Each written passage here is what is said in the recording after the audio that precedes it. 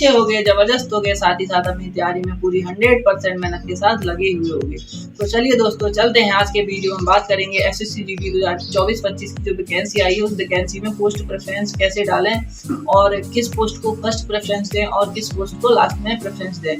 तो इस सब विषय पर आज हम इस वीडियो में बात करेंगे। तो उससे पहले मैं बता दूं कि आप मेरे चैनल पर नए हैं और अभी तक आपने मेरे चैनल को सब्सक्राइब नहीं किया है तो प्लीज़ चैनल को सब्सक्राइब कर लीजिए, बेल आइकन पर क्लिक कर लीजिए और वीडियो को लाइक कर लीजिए, जिससे मैं कोई सा भी वीडियो बनाता हूं तो वीडियो जल्द से जल्द आप तक पहुंच सके और आपको उस वीडियो का पूरा बेनिफिट मिल सके। तो चलिए दोस्तों चलते हैं हम अपने वीडियो पर।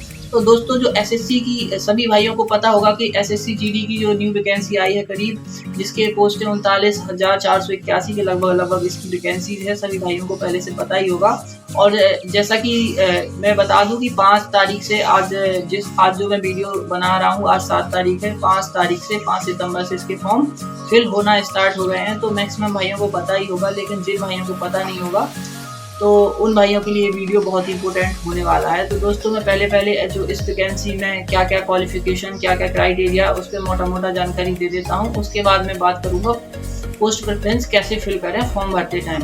तो सबसे पहले बता दूं कि दोस्तों जो एसएससी जीडी की जो वैकेंसी आई है वो वैकेंसी आपका जो एप्लीकेशन बिगिन है वो 5 सितंबर 2024 से फॉर्म भर रहे हैं और इसकी जो लास्ट डेट है वो 14 अक्टूबर 2024 तक आपको रात को 11 बजे तक इसकी साइट ओपन रहेगी, आप फॉर्म भर सकते हैं।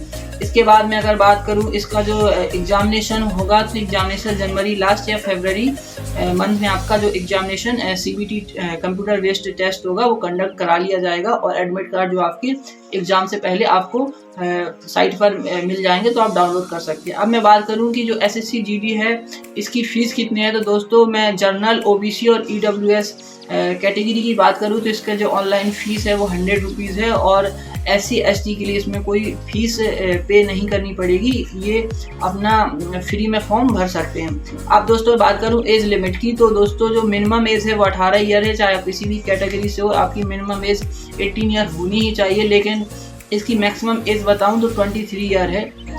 लेकिन अगर आप SC और ST या OBC कैटेगरी से हैं तो इसमें आपको एज रिलैक्सेशन मिलता ही है। तो जैसे कि आप OBC से हैं तो आपको 27 ईयर और SC ST से हैं तो आपको 30 ईयर तक आप फॉर्म फिल कर सकते हैं। तो दोस्तों अब मैं बात करूं कि इसमें वैकेंसीज कितनी है और किस पोस्ट में कितनी वैकेंसी है। तो दोस्तों लगभग 39,481 पोस्ट इस बार जो वैकेंसी का नोटिफिकेशन आया है उसमें नोटिफिकेशन में 39,481 टोटल पोस्ट बताई गई हैं। जिसमें सबसे ज़्यादा बात करूँ तो बॉर्डर सिक्योरिटी फोर्स यानी आपका BSF, जिसमें 15,654 टोटल पोस्ट हैं। इसके बाद आपका CISF की 7,145 वैकेंसीज हैं। इसके बाद मैं बात करूँ CRPF की तो CRPF में 11,541 वैकेंसीज हैं। इसके बाद सशस्त्र सीमा बल यानी कि जो SSB होता है उसमें 819 पोस्ट हैं। इसके बाद इंडो तिब्बतन बॉर्डर पुलिस जो ITBP होता है उसमें 3,017 पोस्ट हैं। असम राइफल की बात करूँ मैं तो इसमें 1,248 पोस्ट हैं। और साथ ही साथ मैं अब बात करूँ SSF की तो SSF में 35 पोस्ट हैं। और अब मैं बात करूँ लास्ट में नारकोटिक्स कंट्रोल ब्यूरो जिसे NCB कहते हैं, जो ड्रग्स वगैरह इन सब इससे रिलेटेड एजेंसी है जो ड्रग्स और स्मगलिंग वगैरह की जांच करती है, जो सबसे अच्छी भी मेरे हिसाब से। तो इसमें सबसे कम पोस्ट ओनली 22 पोस्ट दी गई हैं। तो दोस्तों मैं बात करूँ इसमें आपका जो क्वालिफिकेशन क्या होना चाहिए। तो दोस्तों इसमें कुछ नहीं, आपका 10th स्टैंडर्ड से फॉर्म डालना है। अगर आपने 10th पास कर लिया है, आपके पास 10th की मार्कशीट है, 10th का सर्टिफिकेट है, तो आप आसानी से इस फॉर्म को फिल कर सकते हैं। तो दोस्तों अब मैं बात करूं कि इसमें फिजिकल एलिजिबिलिटी क्या क्या होनी चाहिए। तो सबसे पहले मैं बात करूं मेल कैंडिडेट की, तो मेल में अगर आप जनरल, OBC और SC कैंडिडेट हैं तो आपको 170 सेंटीमीटर आपकी हाइट होनी ही चाहिए। और साथ ही साथ जो आप बात करूँ चेस्ट की, तो चेस्ट आपका मेल कैंडिडेट में आपका जनरल, OBC और SC कैटेगरी से हैं तो आपका चेस्ट है वो 80 सेंटीमीटर होना चाहिए। लेकिन इसके बाद आपको 5 सेंटीमीटर चेस्ट फुलाना भी पड़ेगा, तो 80 to 85 चेस्ट आपका फुलाने के बाद होना चाहिए। अब इसकी बात करूं मैं रनिंग की, तो रनिंग आपको 5 किलोमीटर इन 24 मिनट्स में कंप्लीट करनी पड़ेगी, 24 मिनट में 5 किलोमीटर रनिंग। इसके बाद मैं बात करूं मेल कैंडिडेट जो SC ST कैटेगरी से हैं तो ST कैटेगरी के जो मेल कैंडिडेट हैं उनकी हाइट 162.5 सेंटीमीटर होनी चाहिए। साथ ही साथ जो इनका चेस्ट है वो 76 to 80 होनी चाहिए, यानी कि जो 76 है वो नॉर्मल और 80 चेस्ट को फुलाने के बाद। और इनका रनिंग सेम है, रनिंग में कोई डिफरेंस नहीं है। 5 किलोमीटर 24 मिनट में इनको भी कंप्लीट करनी पड़ेगी। अब मैं बात करूँ फ्रेंड्स फीमेल कैंडिडेट की, तो फीमेल कैंडिडेट जो जनरल OBC और SC कैटेगरी से हैं तो इनकी जो हाइट है वो 157 सेंटीमीटर होनी चाहिए। और इनका जो चेस्ट की बात करूं तो फीमेल कैंडिडेट का कोई भी चेस्ट मेजरमेंट नहीं होता है। अब रनिंग की बात करूं तो रनिंग इनकी 1.6 किलोमीटर इन 8.5 मिनट्स, यानी 8.5 मिनट में 1600 मीटर रनिंग इनकी कंडक्ट कराई जाएगी। और अब मैं फीमेल कैंडिडेट में बात करूं ST कैटेगरी की, तो ST कैटेगरी की जो हाइट है 150 सेंटीमीटर लगेगी। इनका भी चेस्ट कोई मेजर नहीं होता है और जो इनका रनिंग वही OBC, SC और जनरल कैंडिडेट के समान ही इनका रनिंग होगा 1.6 किलोमीटर 8.5 मिनट में। तो दोस्तों ये तो मैंने फिजिकल क्राइटेरिया की आपको जानकारी दी, आपको एजुकेशनल एलिजिबिलिटी की जानकारी दी, इस पोस्ट की जानकारी दी। अब मैं आपको बताऊं कि आप पोस्ट प्रेफरेंस कैसे भरें फॉर्म भरते टाइम, जो सबसे इम्पोर्टेंट बात है, क्योंकि बहुत से भाई गलत, जिनको भाइयों को इन्फॉर्मेशन नहीं होती है वो गलत पोस्ट को फर्स्ट प्रेफरेंस देते हैं और बाद में उन्हें पछताना पड़ जाता है। तो दोस्तों मैं अगर आपको सही सजेशन दूं, अपने हिसाब से दूं, तो आप अगर इसमें अगर NCB जो है नारकोटिक्स कंट्रोल ब्यूरो, इसको सबसे ऊपर फर्स्ट प्रेफरेंस डालते हैं, जिसकी 22 पोस्ट हैं, तो ये सबसे अच्छी वैकेंसी है और इसका सबसे अच्छा काम ही है। इसका काम है ड्रग्स से तस्करी और स्मगलिंग, इन जैसी सब गतिविधियों की जांच करना।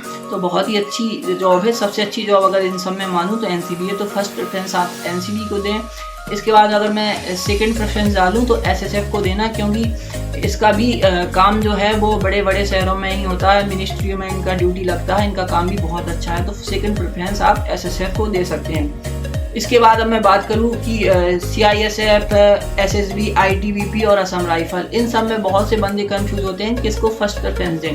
तो दोस्तों हर एक फोर्स की अपनी अपनी एक खासियत होती है। हर एक फोर्स किसी न किसी वजह से एक अच्छी फोर्स मानी जाती है। अब डिपेंड उस पर करता है कि आपको क्या चाहिए। अगर आप शहरी सिटी वाले एरिया में रहना चाहते हैं, अगर आप नॉर्मल ड्यूटी करना चाहते हैं, अगर आपको आर्मी जैसी फैसिलिटी चाहिए, तो इन सब में अलग अलग फोर्स अलग अलग अपनी खासियत रखती है। तो दोस्तों अब मैंने 2 तो बता दी, NCB फर्स्ट और SSF सेकंड। इसके बाद आप CISF डाल सकते हैं, क्योंकि CISF का जो ड्यूटी है वो आपको मैक्सिमम मेट्रो, बड़े बड़े मेट्रो स्टेशन, बड़ी बड़ी कोई कंपनीज, जो इंडस्ट्रियल एरिया है वहाँ पर, बड़े बड़े स्टेशन, एयरपोर्ट, ऐसी जगह पर इसकी ड्यूटी होती है। इसमें ज़्यादा कोई रिस्क भी नहीं होता, तो थर्ड प्रेफरेंस आप CISF को डाल सकते हैं। इसके बाद मैं बात करूं SSB की, तो दोस्तों अगर आप नॉर्मल पीस एरिया में मैक्सिमम, क्योंकि SSB जो है नेपाल बॉर्डर या भूटान बॉर्डर पर लगती है, तो यहाँ पर कोई इंसर्जेंसी भी नहीं है, ना ही यहाँ पर टेररिज्म है। तो यहाँ पर जो एरिया है वो मैक्सिमम पीस एरिया ही होता है। और साथ ही साथ इसकी जो मैक्सिमम बटालियन है वो यूपी में भी डिप्लॉय है। तो अगर आप यूपी जैसे स्टेट में रहना चाहते हैं या पीस एरिया में रहना चाहते हैं, शांति वाले एरिया में, तो आप SSB को फोर्थ प्रेफरेंस दे सकते हैं। और अगर आपको आर्मी जैसी फैसिलिटी चाहिए, आर्मी की यूनिफॉर्म चाहिए, आर्मी की कैंटीन कार्ड चाहिए, आर्मी की मेडिकल फैसिलिटी चाहिए, साथ ही साथ आर्मी के रूल्स रेगुलेशंस भी चाहिए, सेम पूरा आप चाहते हैं कि आप आर्मी के साथ ड्यूटी करें, आर्मी कमांडो के साथ ऑपरेशंस करें, आपके जो ऑफिसर्स हों वो भी आर्मी के, वो आर्मी के साथ ट्रेनिंग करें, ये सब अगर आप फैसिलिटी चाहिए तो आप असम राइफल को फोर्थ प्रेफरेंस दे सकते हैं। और साथ ही साथ अगर मैं बात करूँ ITBP की, तो कुछ भाइयों का जो मन होता है कि वो हमेशा बर्फ़ में रहें, बर्फ़ में घूमें, बर्फ़ में ड्यूटी करें, तो वो दोस्त अगर चाहते हैं कि उन्हें बर्फ़ के पहाड़ों में रहना है, बर्फ़ के पहाड़ में ड्यूटी करना है, तो फोर्थ प्रेफरेंस ITBP को दे सकते हैं। तो दोस्तों हर एक फोर्स की अपनी अपनी एक खासियत है, डिपेंड करता है कि आपको क्या चीज़ पसंद है, उस चीज़ पर आप जा सकते हैं। तो आप देख लो कि आपको फोर्थ प्रेफरेंस असम राइफल डालनी है, ITBP डालनी है, SSB डालनी है, लेकिन 3 में से डालें।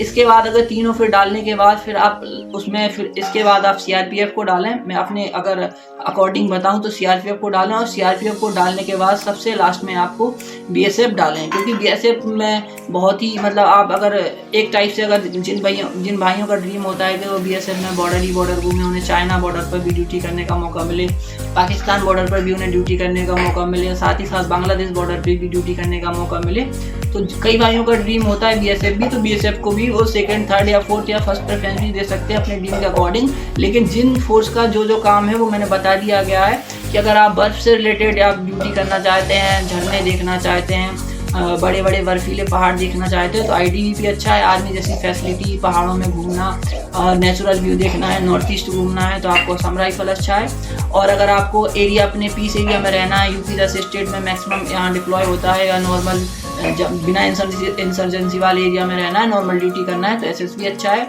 अगर आपको सिटी वाले ज़्यादा एरिया में रहना है, आपको metro station, railway station, airport ऐसे एरिया में रहना है तो आपके लिए CISF अच्छा है।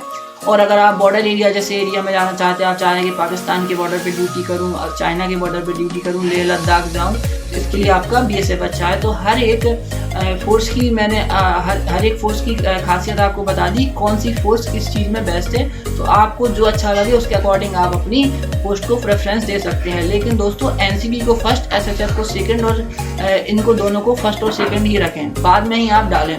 तो दोस्तों आज के वीडियो में इतना ही। मेरी इन्फॉर्मेशन अच्छी लगी तो प्लीज़ वीडियो को लाइक कर लीजिए, चैनल को सब्सक्राइब कर लीजिएगा और बेल आइकन पर क्लिक कर लीजिएगा, जिससे मैं कोई सा भी वीडियो बनाता हूँ तो वीडियो जल्द से जल्द आप तक पहुँच सके और आपको उस वीडियो का पूरा बेनिफिट मिल सके।